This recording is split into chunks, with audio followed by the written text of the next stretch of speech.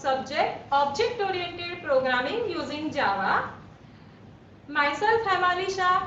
I am Assistant Professor in LG Institute of Engineering and Technology in IT/ICT Department. In this video lecture, I am going to cover introduction about the subject and syllabus outlines. So let's see about the subject. In this subject, the subject name is Object Oriented Programming using Java. The subject code is 3153203. This is the subject of branch Information and Communication Technology.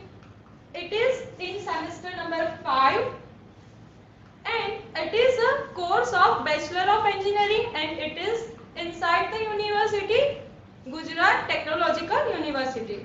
Now, before studying detail about the syllabus, first I want to tell you what will be the outcome of this subject, what you will learn after studying this subject. So this is the output of the subject, outcome of the subject. You will learn analysis, modeling and design, then create and execute Java application.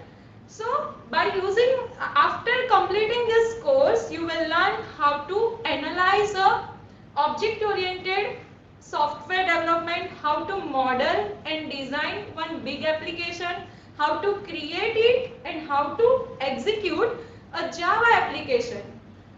So this will be the outcome of the subject. Now, which kind of application you can build by using the Java?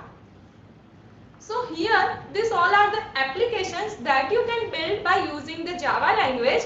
First is standalone desktop GUI application. Means whatever application runs on a single computer that you can develop by using the Java language. The examples of such a systems are media players that you are using to play audio, to play a video for editing and modifying your audio and video files, antivirus softwares, then file readers, file viewers like Acrobat readers. This kind of application you can build. Now to develop such a application you need a technology AWT, that is Abstract Window Toolkit, Swing Programming and Java Apex Programming. These three are the APIs available having classes and methods so that you can build standalone GUI based application using Java language. Now second kind of application you can build and it is a web applications. Web applications mean it runs on a server and it generates dynamic HTML page.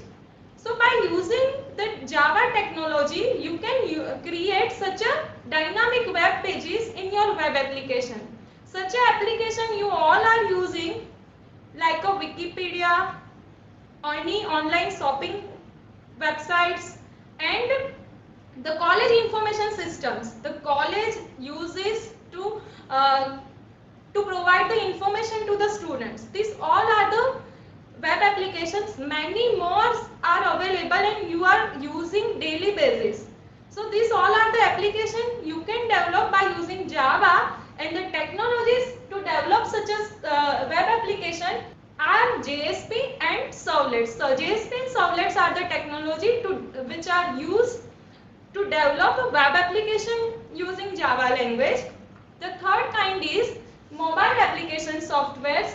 Now this mobile application means it runs on a mobile device. Then mobile games, then online shopping applications, then messaging and chatting application. Which you all are using daily basis, and these all are called as a mobile application. Such an application you can build by using the technology J2ME and Android Programming API. Now fourth kind of application you can develop by using Java is enterprise based Java application. Enterprise means distributed in a nature. Enterprise applications always distributed among the multiple connected computers, and these all the computers are available with a distance in these all computers may be in a different countries, and they all are connected using the network, and the software that you are running, that will be distributed among all the located computer in a countries, and this all works together and deliver your application logic. Such an application example is banking example. Such a banking kind of enterprise application you can build by using the Java technology EJB. This EJB is an enterprise Java Bean technology. So this four kind of application you can build by using the Java language. To develop such an application, you must have the basic knowledge of a Java language. Now, let's take a tour about the subject contents. Total 9 modules are available. In these 9 modules, you will learn about how to create Java application as well as how to model and design for the software application. From 1st to 8th unit, you will learn about the Java programming concept, and in this 8th and 9th chapter, you will learn about UML, modeling and design concepts, and what you will learn in detail, the detail about the units are here. In unit number 1, you will learn about the basics of Java. In basics of Java, you will learn about how to create variable, what is the syntax to create create method, how to define method, what are the data types available in a language, control statements, then looping statements, then arrays, then strings and number operations are available in this first unit. So you will learn basic and anatomies of Java in this first unit. Then in unit number 2, you will learn about the classes, objects and methods. So to create a first Java application, you must have an idea about the class, how to create object of the class, and how to create methods, or we can say functions in a class. So detail about the class creation, object creation and method creation and using of this thing, that you will learn in this unit number 2.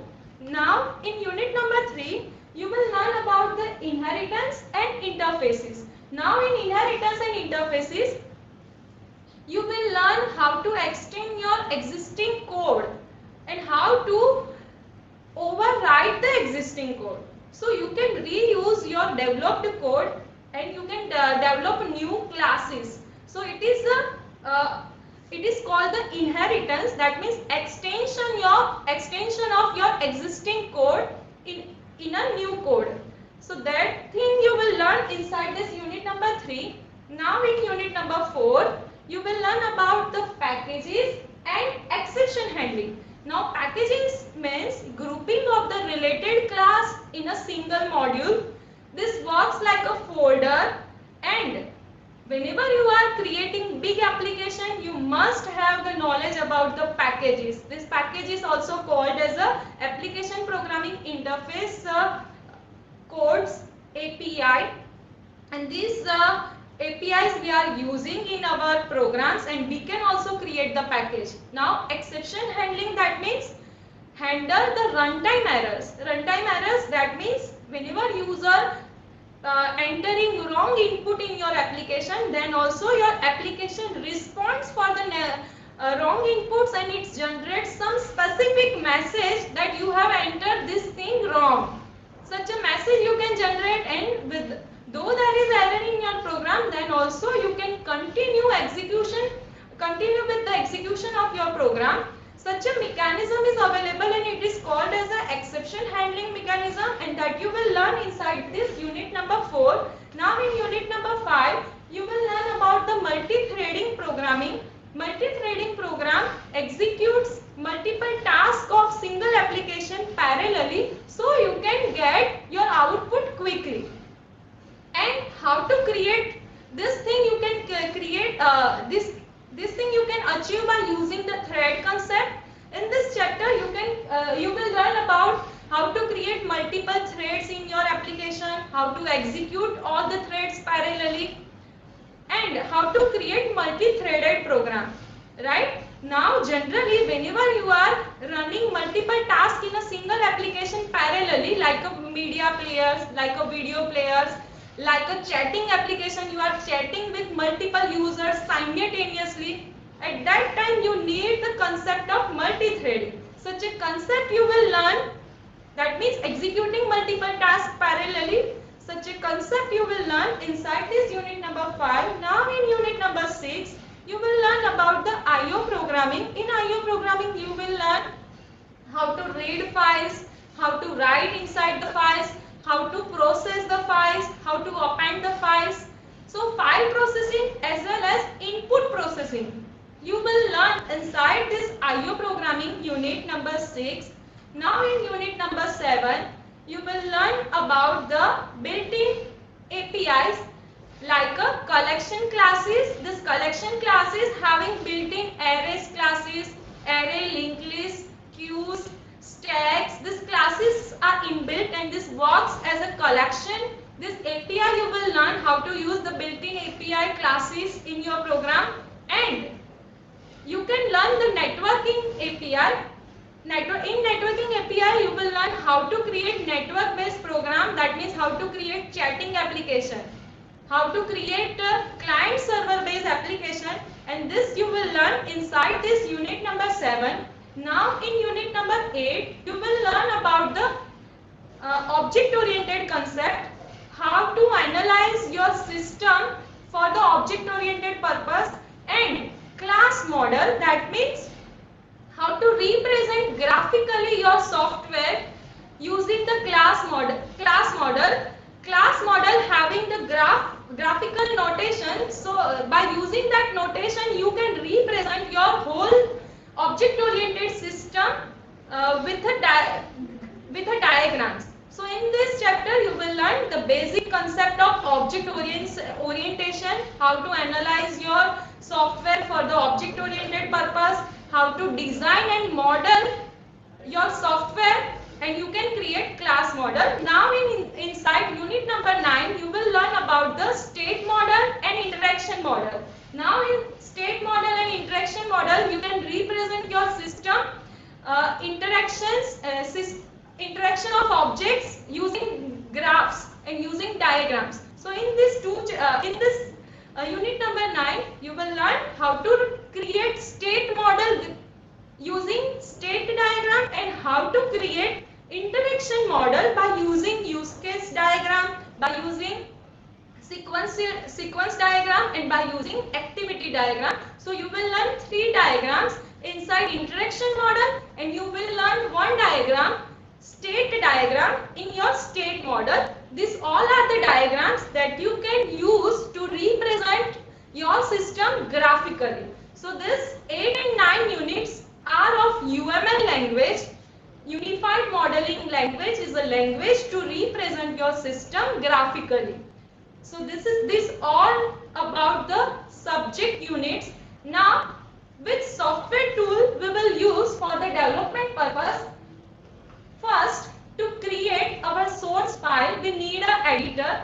We will use Notepad or Notepad++ to create our source file, .java file. Now after creating source file, you need a compiler. So for the compilation purpose and for the execution of our Java code, we need JDK, Java Development Kit. So we will use JDK 1.5 or later version of the JDK. The minimum version requirement is 1.5. Now after compiling, you can execute your code by using the command prompt also, or you can use the IDE. This IDE means Integrated Development Environment Tools and Softwares. NetBeans is one IDE. By using this software, you can directly create your source file and you can execute the same file in the same software. So from unit number 5, we will use this NetBeans IDE, and you can install NetBeans version 8 or later versions of a night base. So this is all about the subject.